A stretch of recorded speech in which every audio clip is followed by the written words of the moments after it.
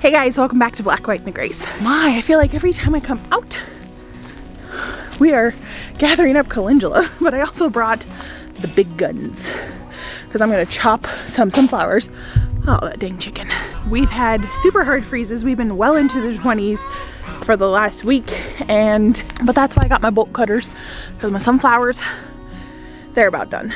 And I kept telling myself I was gonna leave them for the birds. The birds have basically ate them all, and what they didn't eat, I'm going to give to our chickens, just throw them over the fence.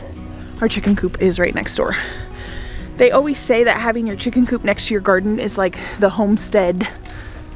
It's like ideal for homesteading. I have found several cons to that as well, because it makes it easy for them to get in. So there's that. I'm going to chop some of these down because they're just kind of looking raggedy in here. Hi Flash. Get some calendula out of here. The garden's just kind of shutting down. Calendula's still going good. Let me show you what a calendula seed pod looks like. Sorry for flashy in the background. Okay. Alright, so here is a seed pod for calendula. It's really difficult. You just take it off like so. That's it. And again,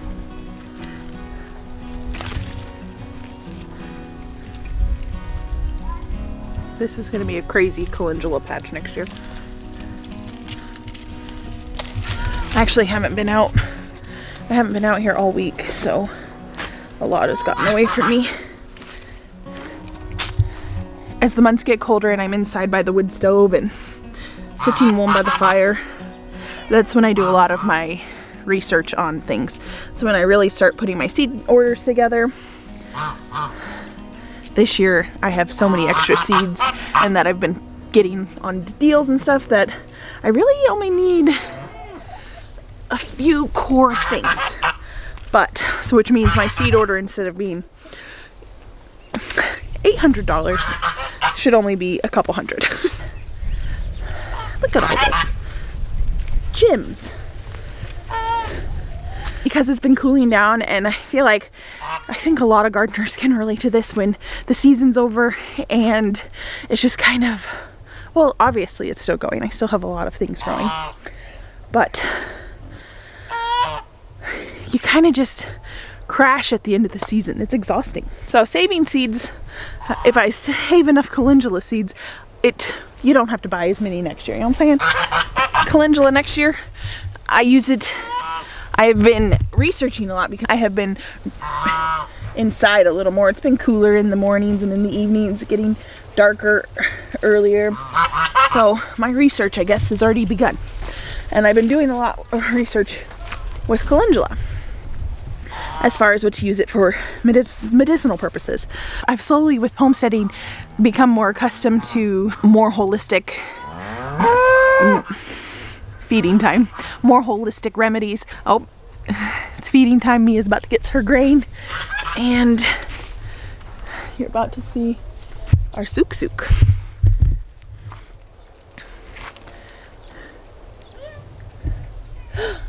Hi, Suki. Hi, sweet girl. She's running. She's adorable. Suki's a week old today. She's doing so good. And so is Mia. Oh no! Oh no!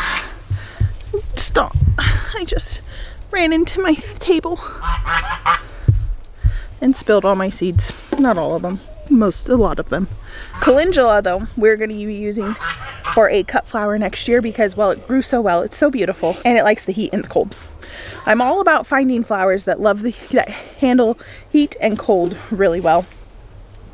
And so far for us, yarrow, baby's breath, bachelor buttons, they do fairly well. Sunflowers, calendula.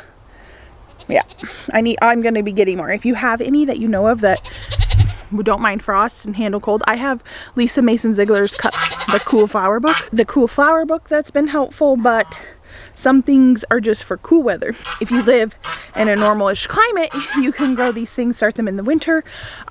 We live in a pretty harsh climate where those type of things wouldn't necessarily do well overwintering. One benefit is we don't have very many pests living in this climate, and also snakes. We definitely don't have any poisonous snakes, and even gardener snakes are kind of hard to gardener snakes are kind of hard to come by as well.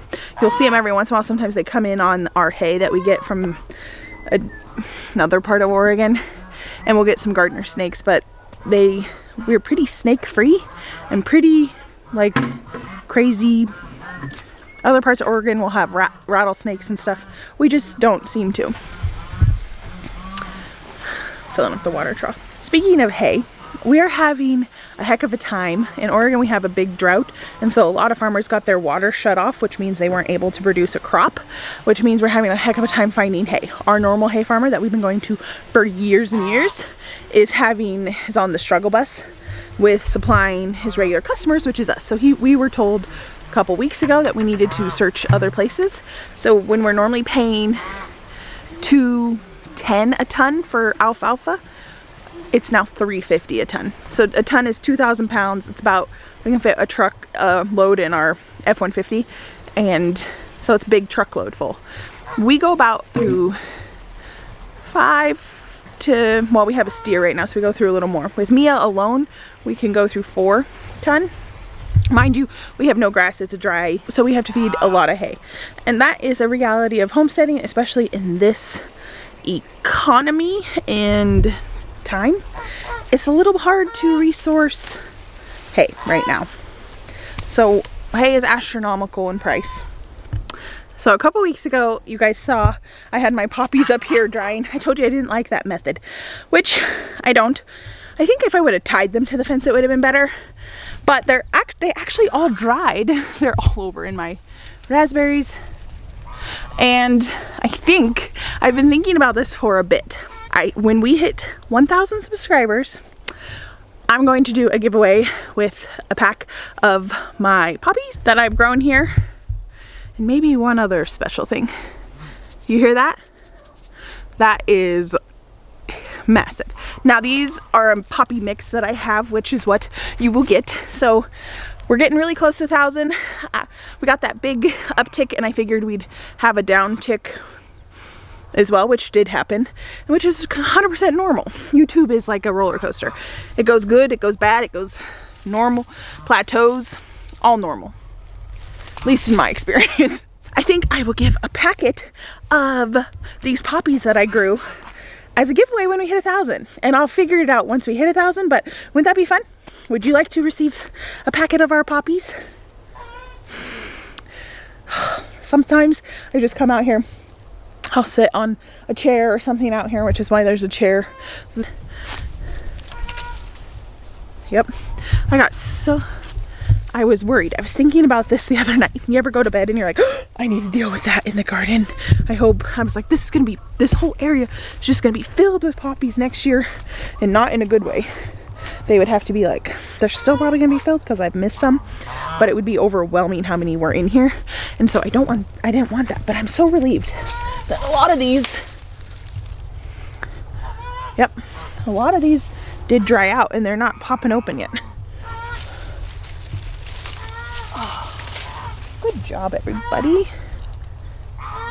Not Mary Minnie and that guy. This week I put up my electric netting fence that you see all sorts of homesteaders use for the pigs to make their pen bigger, and all my piglets escaped. They just escaped like crazy.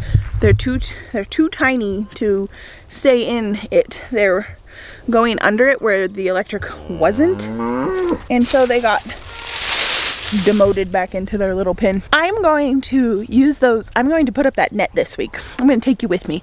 And I was going to do a coop over there, but I don't think I'm going to. I think I'm just going to do a day camp. It's going to be a chicken day camp.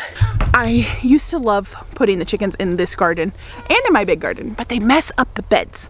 But with that electric netting, I think I could put it around the beds where they stay in it, and that way it doesn't mess up all the things. You know what I'm saying? So, homesteading meets flower garden. I'm going to use my chickens to get up that soil, get any weeds out, and really fertilize it for next year.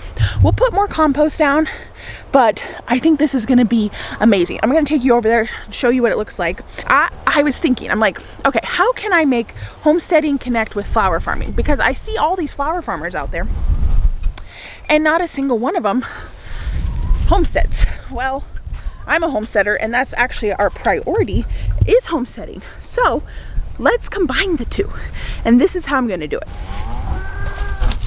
I'm finding all sorts of poppies still.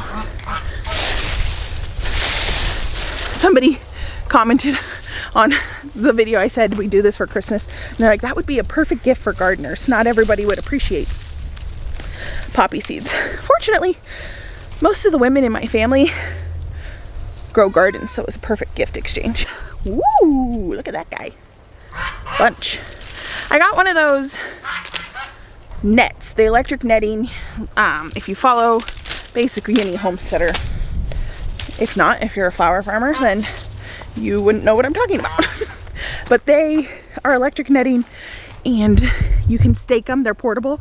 And then we have a little solar charger that you clip on it, and it makes it so your animals, one, stay safe from predators, two, stay where you want them. So I'm going to incorporate that in the flower garden. Let's cut down some of these.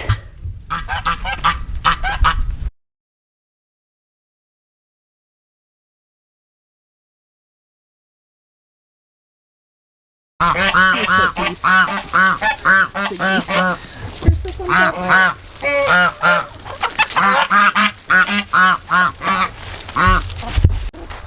This rooster, he's not mine.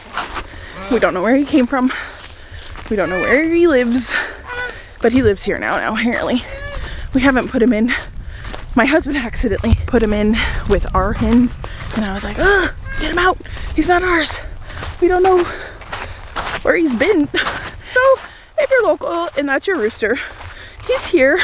Come and get him, please. He's very kind and very beautiful. I think he's molting, so he's missing some tail feathers, but he's pretty gorgeous. So here's the garden. This bed, here, I'll walk over there. This bed, we just planted 20 pounds of garlic in. Yep. Trey was working on the high tunnel again today with my dad and my brother-in-law and our cousin. All right, so I got my fence I wanted to talk to you about. Okay, I know, whew, I just lugged it all the way across the farm, so I'm a little out of breath. Such is life. Okay, I will tell you, with hiring my cousin Gabe as my employee, I'm not as good of garden shape as I normally am, because normally I do a lot more physical labor. Yeah. Okay, so I am sitting in our cut flower garden. Right behind me is where our branching sunflowers were all last year. And this year, what's gonna happen is all good things. We had an empty bed right here where our third succession was, but then it got neglected of sunflowers. So I think I'm going to fence in 2 rows at a time back here in the flower garden, and we'll rotate. We'll give them a few days. Now this is a day camp for chickens. So basically we'll catch, I don't know, 10 or so chickens, put them in the day pen. They're gonna be in chicken heaven, hog heaven out here with all the things. They're going to be doing 2 things for me. If you are going to be eating anything out of the soil and you had chickens or any sort of animal, prepare it. And it's hot compost. Some animals have cold manure, like alpacas or rabbits. Most animals have hot manure, which means it can burn your plants. Things can go wrong. You can get all sorts of E. coli, botulism. I don't want to mess with that. So this is a flower garden. The only danger of the chickens contaminating anything, mind you, it's October 9th. It's October 9th. By the time I plant in here, it'll be April. So October, November, December, January, February, March, April. So I have 6 months, which is plenty of time in here. That's plenty of time for any of these things. The chickens will go in here, they're gonna till it up lightly, and then they'll fertilize, they'll eat all the things. They have plenty of food with these sunflowers. all the bugs and all the things that are in here, weeds, they're going to have a heyday. So this will be going on tomorrow. I'm going to start putting the chickens in on my birthday and letting them do their magic, because they will do their magic. And I'm going to be moving this portable netting all around this market garden, and I was thinking I'll probably just move it around my little garden too, and we just put it on a bed or two. This would definitely do a couple beds, and I could put 4 chickens on each bed. The day camp, they'll come for the day, they'll go back in the coop. That way we don't have a built coop yet. I don't have time for that right now, and this will work fine. You just open up the gate, the chickens will gladly go back to their home for the night, and that'll be that. So I use this. This is a Gallagher S10 solar charger. I picked this up at Wilco. It is like a Tractor Supply or what have you. I think this is a Gallagher net as well too. I could be completely wrong. Also from Wilco. This was $160, and I believe it was 140, maybe it's 84 feet, and it was 160. Kind of pricey.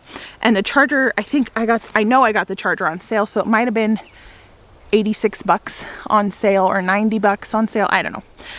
My mom just today, we go garage selling a lot, she just picked up a Gallagher S20, which is actually more power, and she got it today with the clips, because this does not come with the clips. The clips are on the fence over here, but they have little alligator clips that hook on. This did not come with it. I had to buy these extra. They're like $15, $17. Also at Wilco. And she got the S20, which is a bigger one, obviously, and it for 50 bucks with the clamps, which was a steal.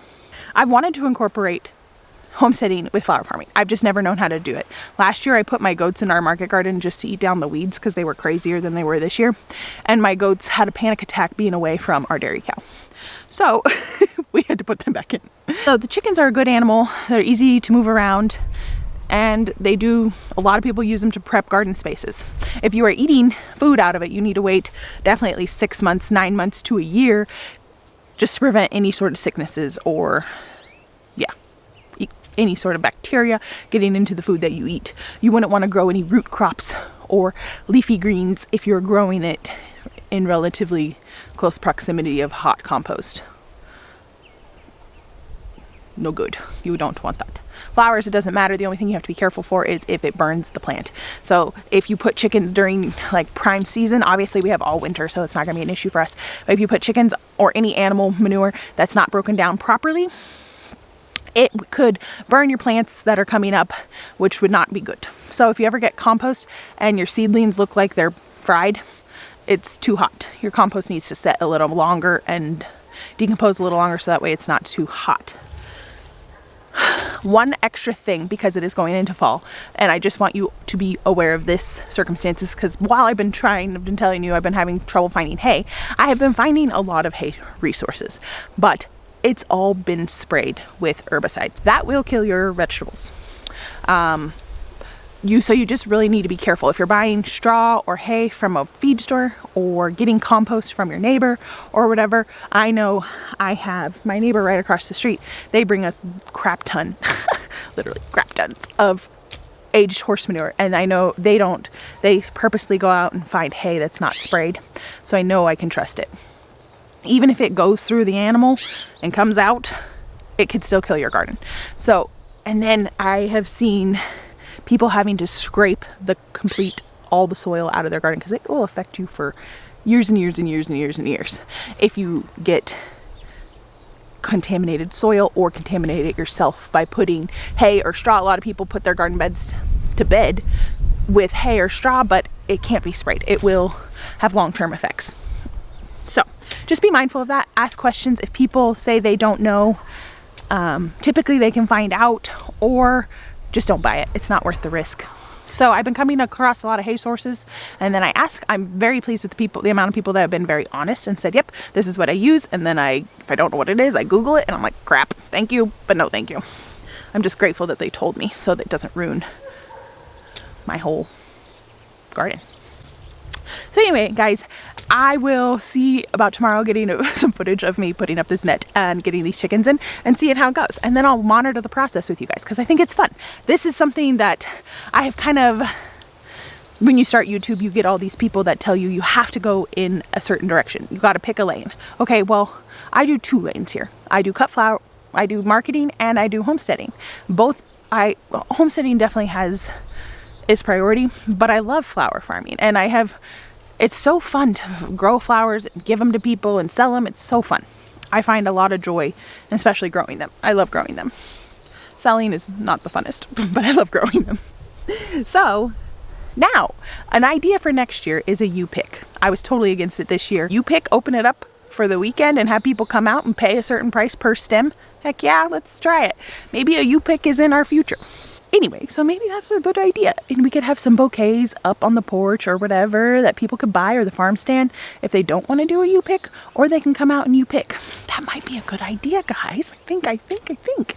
Anyway, but I didn't want to be pigeonholed down homestead or flower farming or market gardening. So this is an awesome way to combine both of them. I know some of you are here for flower farming or market gardening, and some of you are here for homesteading. So now we're dabbling into both. Who knew this was a thing? I had no idea. I've never seen this done before, but here we go. Oh dear, this is so tangled. Oh, maybe it's not as bad as I thought. Okay. Uh-oh. Front rope. Got on the sprinkler. Camera. Tripod is a sprinkler. Did I mention with this particular solar charger, the way it works, it doesn't need a grounding rod. Bonus. Okay, so I put up the net tonight. It's not perfect. It is out of control crazy. Came up with a problem is weed fabric. So I either need to puncture holes in it, or I don't know. We gotta puncture holes in it to make it tight. It came with stakes and some string to pull it tight. So yeah, this ended up doing, I put it at the end by the fence down there. It did 3 beds and our 4th bed that just has our elderberries in it. So that's pretty good. This is good space. This is actually going to take the chickens longer than 3 or 4 days probably, depending on how many we put in here. And we'll just herd them in. You'll see it tomorrow. The boys will actually help me. So, well, you might not see us herd it in. So here's the before. This is the yarrow bed that the grasses ended up taking over at the end, which I think will be fine.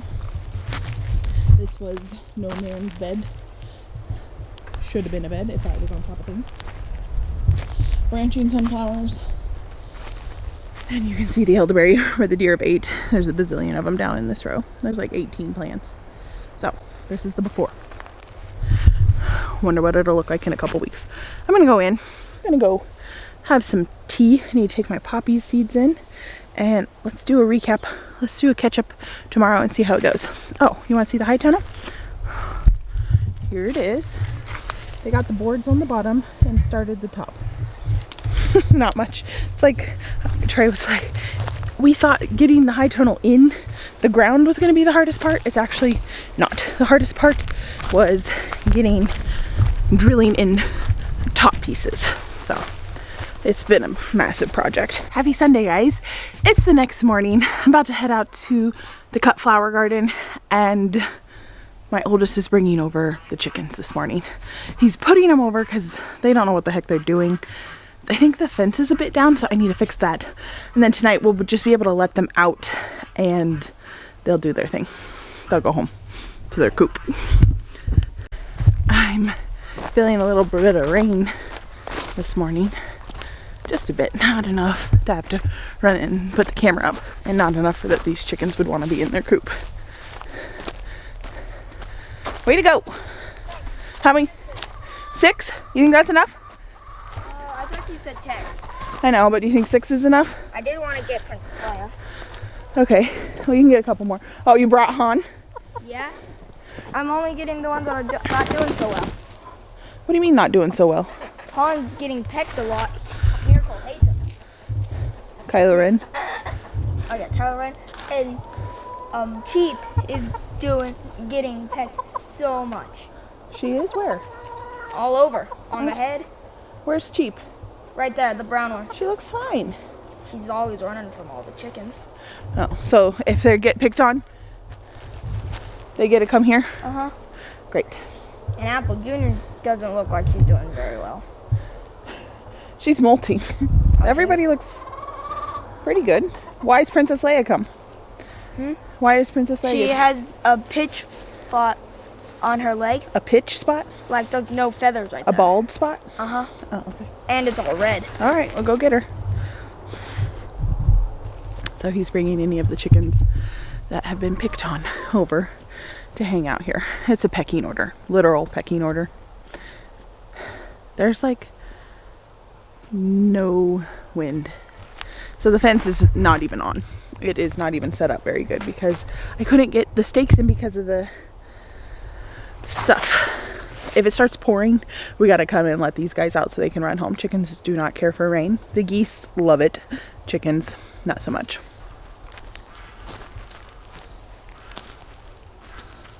Till up that flower garden. I do not care if they get this weed tarp messy. They're not going to be able to get it up, but they will be able to get it messy or poopy or whatever. That's okay. It's already filthy.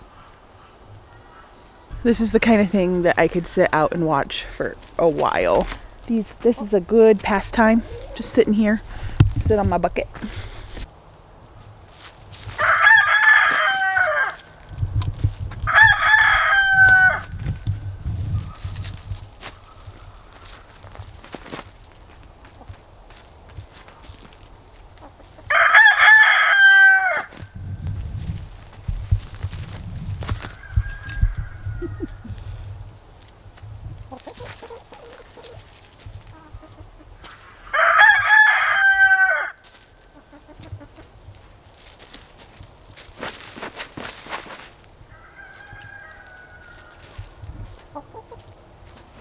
This is Princess Leia. She is one of our first chicks we've ever got.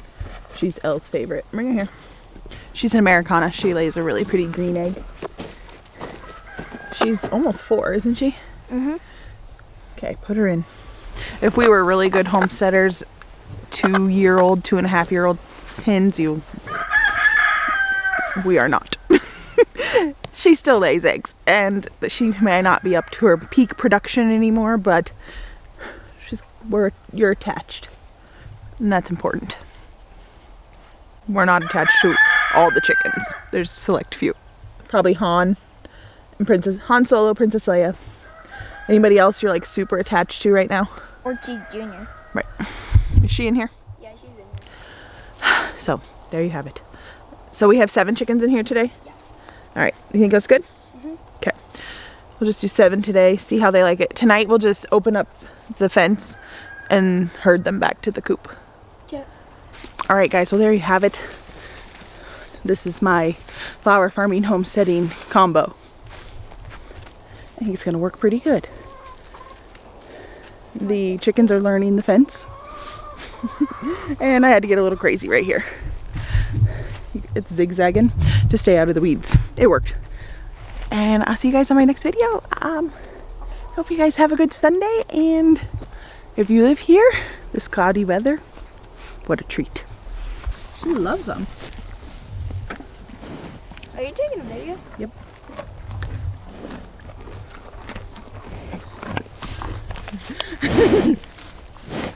I didn't know you loved beets so much. Maybe it's healthy for them. It is. And tasty. Here's the other 2. They're by Sook. I'll finish eating first.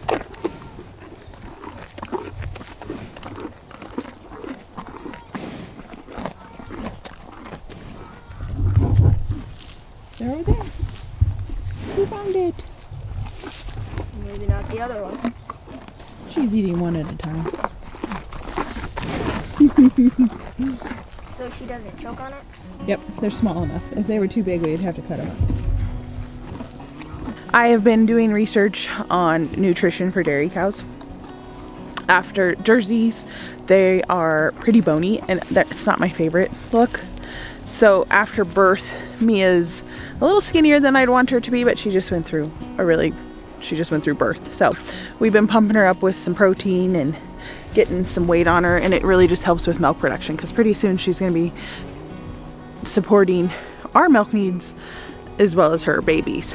But I was reading online on the Family Cow Forum, and it was about having a dairy cow garden.